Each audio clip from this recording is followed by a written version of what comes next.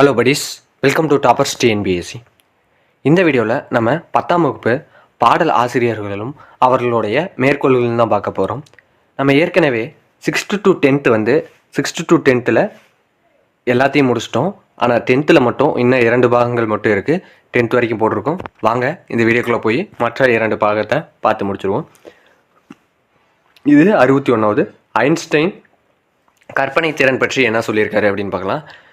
அறிவை விட மிகவும் முக்கியமானது கற்பனை திறன். ஏனெனில் அறிவு என்பது நாம் தற்போது அறிந்தும் புரிந்தும்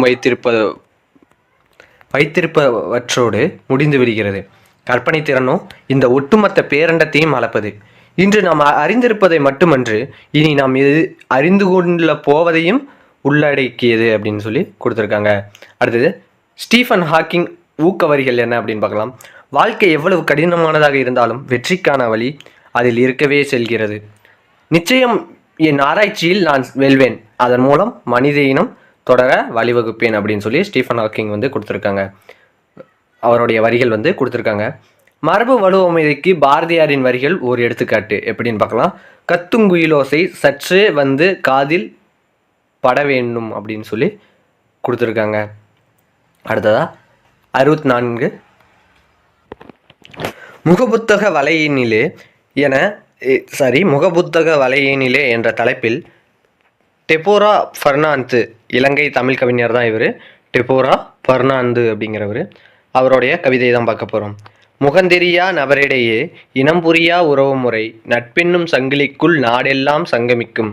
வாடிக்கை செய்பவரின் கேளிக்கை கூத்துகளை வேடிக்கை பார்ப்பதனை வாழ்க்கையென கொண்ட பலர், தேடியுமே கிடைக்காத தேசம் கடந்த உறவுகளை இணையத்தின் தேடலினால் நிமிடத்தில் அறியும் சிலர், பகடிகளின் பகிர்ந்தளிப்பும் விருப்பத்தின் தெரிவிப்பும் கருத்துக்களின் பரிமாற்றம் தினமும் இங்கு இடம்பெறுமே. பலரறிந்த பாடல் வரியும் பகலுணவின் சுவையினையும் பாட்டி தந்த பரிசினையும் பறைசாற்றும் வாய்ப்பிதுவே புகைப்படத்தில் தெரிந்த முகம். பார்த்தது மோர் புன்சிரிப்பு, உரையாடல் செய்கையிலே அர்த்தமற்ற கலகலப்பு. பரீட்சைக்கு முன்தினமும் புத்தகத்தை திறவாதோர் பரீட்சையின் நொடி வரைக்கும் திறந்து வைப்பதிவன்றோ. புத்தகத்தின் மத்தியிலே மயிலிறகை வைத்தவர்கள் முகப்புத்தகத்தை திறந்தவுடன் உணர்வுகளை வைப்பதேனோ அப்படின்னு சொல்லி இந்த அழகான பாடல் வரியை கொடுத்துருக்காங்க தமிழ் கவிஞர், இலங்கை தமிழ் கவிஞரோட கவிதை. அடுத்ததா பாரதியாரோட கவிதை நயம். நிலாவையும் வானத்து மீனையும் காற்றையும் நேர்பட வைத்ததாங்கே குழாவும் அமுத குழம்பை குடித்தொரு கோல வெறி படைத்தோம். உலாவும் மனச்சிறு புள்ளினை எங்கனும் ஓட்டி மகிழ்ந்திடுவோம். பலாவின் கனிச்சுளை வண்டியில் ஓர் வண்டு பாடுவதும் வியப்பே அப்படின்னு சொல்லி கொடுத்துருக்காங்க. 66 மனவை முஸ்தபா மொழிபெயர்ப்பு பற்றி என்ன கொடுத்துருக்காங்கன்னு பார்க்கலாம். ஒரு மொழியில் உணரப்பட்டதை வேறொரு மொழியில் வெளிப்படுத்துவது தான் மொழிபெயர்ப்பு அப்படின்னு மனவை முஸ்தபா வந்து மொழிபெயர்ப்பு பற்றி சொல்லியிருக்காரு. அடுத்ததா மூக்கு ஜெகநாத ராஜா மொழிபெயர்ப்பு பற்றி கூறியிருக்காரு. ஒரு மொழி வளம் பெறவும் உலகத்துடன் உறவு கொள்ளவும் மொழிபெயர்ப்பு இன்றியமையாததாகும். உலக நாகரீக வளர்ச்சிக்கும் பொருளியல் மேம்பாட்டிற்கும் மொழிபெயர்ப்பு ஒரு காரணமாகும் அப்படின்னு சொல்லி மூக்கு ஜெகநாத ராஜா மொழிபெயர்ப்பு பற்றி கூறியிருக்காரு. என்னன்னு பார்க்கலாம். ஒரு மொழி வளம் பெறவும் உலகத்துடன் உறவு கொள்ளவும் மொழிபெயர்ப்பு இன்றியமையாததாகும். உலக நாகரீக வளர்ச்சிக்கும் பொருளியல் மேம்பாட்டிற்கும் மொழிபெயர்ப்பு ஒரு காரணமாகும் அப்படின்னு சொல்லி கொடுத்துருக்காங்க. அடுத்ததா 68 சின்னமனூர் செப்பேடு பற்றி குறிப்பிடுறாங்க. மகாபாரதம் தமிழ் படுத்தும் மதுராபுரி சங்கம் வைத்தும் அப்படின்னு சின்னமனூர் செப்பேடு வந்து குறிப்பிட்டிருக்காங்க. அடுத்தது குலோத்துங்கன் தமிழ் பற்றி கூறியது என்னன்னு பார்க்கலாம். காசினில் இன்று வரை அறிவின் மன்னர் கண்டுள்ள கலைகள் எல்லாம் தமிழில் எண்ணி பேசி மகிழ் நிலை வேண்டும் அப்படின்னு சொல்லி குலோத்துங்கன் தமிழ் பற்றி குறிப்பிட்டிருக்காங்க. அடுத்ததா பாரதியாரோட கவிதை. சென்றிடுவீர் எட்டு திக்கும் கலை செல்வங்கள் யாவும் கொணர்ந்திங்கு சேர்ப்பீர். பாரதியாரோட கவிதைகள் தான் இது. சென்றிடுவீர் எட்டு திக்கும் கலை செல்வங்கள் யாவும் கொணர்ந்திங்கு சேர்ப்பீர். அடுத்ததா அதே பாரதியார் தான் தமிழ் பற்றி என்ன கூறுறாருன்னு பார்க்கலாம். தேமதுர தமிழோசை உலகமெல்லாம் பரவும் வகை செய்தல் வேண்டும் அப்படின்னு தமிழை பற்றி சொல்லியிருக்காரு. தேமதுர தமிழோசை உலகமெல்லாம் பரவும் வகை செய்தல் வேண்டும் அப்படின்னு சொல்லியிருக்காரு. அடுத்ததா தனிநாயக அடிகள் என்ன சொல்லியிருக்காருன்னு பார்க்கலாம். பிரெஞ்சு தேசிய நூலகத்தில் தமிழ் ஏடுகளும் கையெழுத்து பிரதிநிதியும் அப்படின்ட்டு கொடுத்துருக்காங்க. பிரெஞ்சு தேசிய நூற்கூடத்தில், அதாவது பைபிளியோ தி நேஷனலி அப்படின்னு சொல்லிட்டு அந்த நூலகத்தோட பெயர், ஏறக்குறைய 1000 பழைய தமிழ் ஏடுகளும் கையெழுத்து பிரதிகளும் உள்ளது. இவற்றுள் சில இந்தியாவிலேயே கிடைக்காத படிகளும் ஏடுகளுமாம். பண்டைய காலத்தில் முதலாக ஐரோப்பியர் யாத்த இலக்கணங்களும் கையெழுத்து பிரதிகளும் இந்நூற்கூடத்தில் இருக்கின்றன. அங்கிருக்கும் தமிழ் நூல்களின் பட்டியல்களை படித்த பொழுது இன்றும் அச்சிடப்பெறாத நூல்கள் சிலவற்றின் தலைப்பை கண்டேன். மாணிக்கவாசகர் பிள்ளைத்தமிழ், சரளி புத்தகம், புதுச்சேரி அம்மன் பிள்ளைத்தமிழ் முதலிய நூல்களும் அங்கு உள்ளன அப்படின்னு யார் சொல்லியிருக்காங்க அப்படின்னு பார்த்தோம்னா தனிநாயகம் அடிகள் வந்து கூறியிருக்காரு. பிரெஞ்சு தேசிய நூல்களத்தில் தமிழ் ஏடுகளும் கையெழுத்து பிரதிகளும் அப்படிங்கிற தலைப்பில் இவர் வந்து இதை எழுதி இதை வந்து கூறியிருக்காரு. அங்கே வந்து இங்கே இல்லாத புத்தகம் கூட அங்கே இருக்குது அப்படின்னு. அடுத்ததான் மூசிக்கீரனார் புறநானூரில் தகடூர் எறிந்த பெருஞ்சேரல் இரும்பொறை கவரி வீசியதால் பாடப்பட்டதான் இது. அது மாசர விதித்த வார்ப்புரு வல்பின் அப்படின்னு சொல்லி இந்த மூசிக்கீரனார் வந்து இதை பாடியிருக்காரு. அதாவது இவர் தான் கட்டிலில் உறங்கி கொண்டிருக்கும் போது தகடூர் இருந்த பெருஞ்சால இருமுறையினால் கவரி வந்து வீசப்பட்டார். அதாவது காற்றாடி மாரி இருக்கும், பார்த்துருப்பீங்க. அது தூங்கிட்டு இருக்கும்போது அரசர் வந்து கவரி வீசினதாக சொல்லப்படுது. அடுத்து 500 தூத்துக்குடி மாவட்டத்தின் கொற்கை பற்றி கொற்கை கோமான் கொற்கையம் பெருந்துறை அப்படின்னு சொல்லி கொடுத்துருக்காங்க. 500 தூத்துக்குடி மாவட்டத்தின் கொற்கை பற்றி கொற்கை கோமான் கொற்கையம் பெருந்துறை அப்படின்னு கொடுத்துருக்காங்க. இது என்ன நூறு? 500 தூத்துக்குடியை பற்றி குறிப்பிட்டிருக்கு. நன்னூல் கல்வியை பற்றி என்ன கூறுதுன்னு பார்க்கலாம். அறிவு, அறியாமை, ஐயுறல், கொளல், கொடை, ஏவல் தரும் வினா ஆறும் இழுக்கார் அப்படின்னு சொல்லி நன்னூல் வந்து கல்வியை பற்றி குறிப்பிடுகிறது. அடுத்து நன்னூலே தான் சுட்டு, மறை, நேர், ஏவல், வினாதல், உற்றது உரைத்தல், உருவது கூறல், இனமொழி எனும் என்னன்னா இங்கே 8 இறையுள் இறுதி நிலவிய 5ம் அப்பொருண்மையின் நேர்ப அப்படின்னு சொல்லி கொடுத்துருக்காங்க. அடுத்து சீவக சிந்தாமணி நெல்லின் பண்பை பற்றி என்ன கூறுது அப்படின்னு பார்க்கலாம். சொல்லரும் சூழ்பசும் பாம்பின் தோற்றம் போல் மெல்லவே கரு இருந்து ஈன்று மேலாளர் செல்வமே போல்தலை நிறுவி தேர்ந்த நூல் கல்விச்சேர் மாந்தரின் இறைஞ்சி காய்த்தவே அப்படின்னு சொல்லி சீவக சிந்தாமணி நெல்லின் பண்பை பற்றி கூறுகிறது.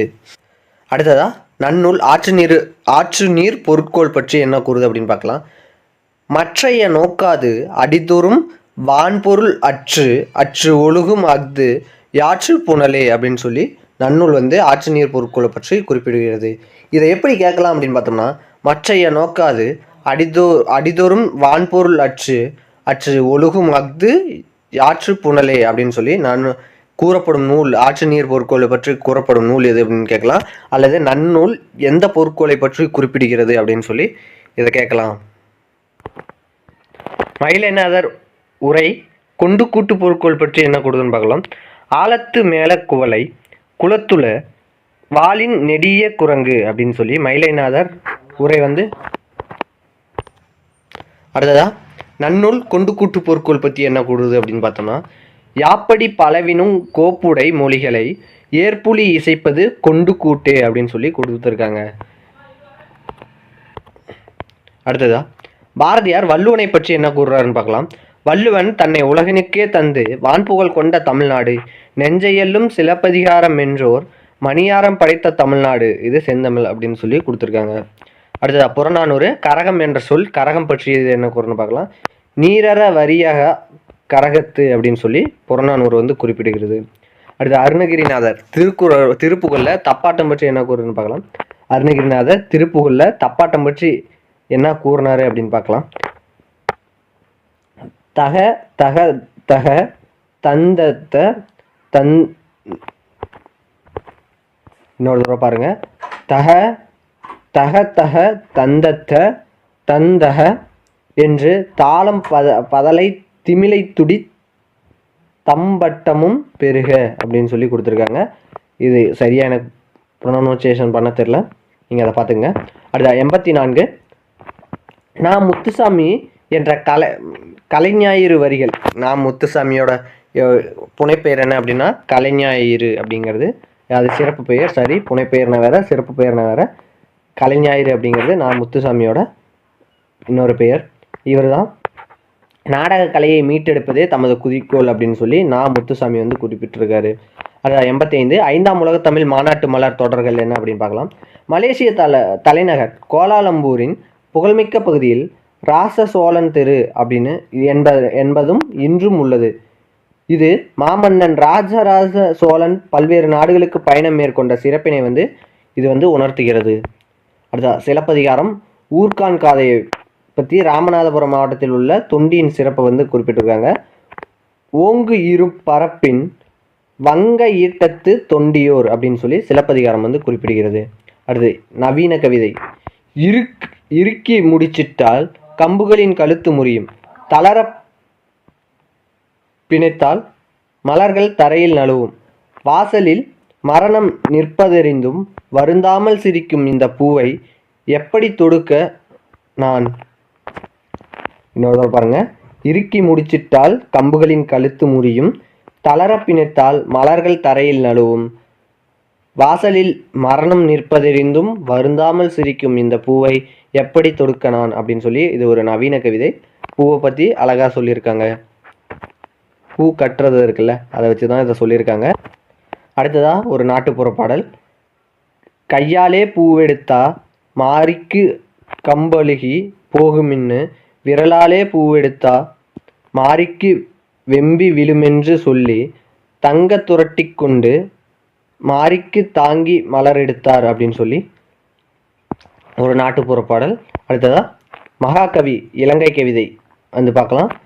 சிறுநண்டு மணல் மீது படமொன்று கீறும் சிலவேளை அதை வந்து அலை கொண்டு போகும், கரிச்சோறு பொதியோடு தருகின்ற போதும் கடல் மீது இவள் கொண்ட பயமொன்று காணும், வெறுவென வெளிமீது முகில் வந்து சூழும், வெறி கொண்ட புயல் நின்று கரகங்கள் ஆடும், நெறிமாறு படநூறு சுழிவந்து சூழும், நிலையான கரைநீரில் அலை போய் உழைந்தாடும் அப்படின்னு சொல்லி இந்த கவிதையை வந்து கொடுத்துருக்காங்க. அடுத்தது புதுக்கவிதையோட வரிகள் என்னன்னு பார்க்கலாம். தக்காளியும் வெண்டையும் தள்ளுவண்டிக்காரர் தராசில் நெருக்கையில் தள்ளி நிற்கும் பிள்ளை அவசியமாக கேட்கும் 1000 ரூபாயை எப்படி கொடுக்க என்றே அவர் மனம் யோசிக்கும். அத்தனை காய்களையும் விற்றால்தான் மீதி 500ஆவது மிஞ்சும். என்ன செய்ய? காய்கறி வாங்கியவர் கவனக்குறைவாக கொடுத்த 2000 ரூபாயை கூப்பிட்டு தந்துவிட்டு பிள்ளைக்கு உதவ யாரிடம் கேட்கலாம் என்பதை அடுத்தபடி யோசிக்கும் அவர் மனம் அப்படின்னு சொல்லி இது ஒரு அழகான கவிதையை புதுக்கவிதை வரிகள் வந்து இங்கே கொடுத்துருக்காங்க. இதோட இந்த 10ஆம் வகுப்பு பகுதி 3 முடியுது. இந்த வீடியோ பிடிச்சிருந்தா லைக் பண்ணுங்கள், ஷேர் பண்ணுங்கள், சப்ஸ்கிரைப் பண்ணுங்கள். நன்றி.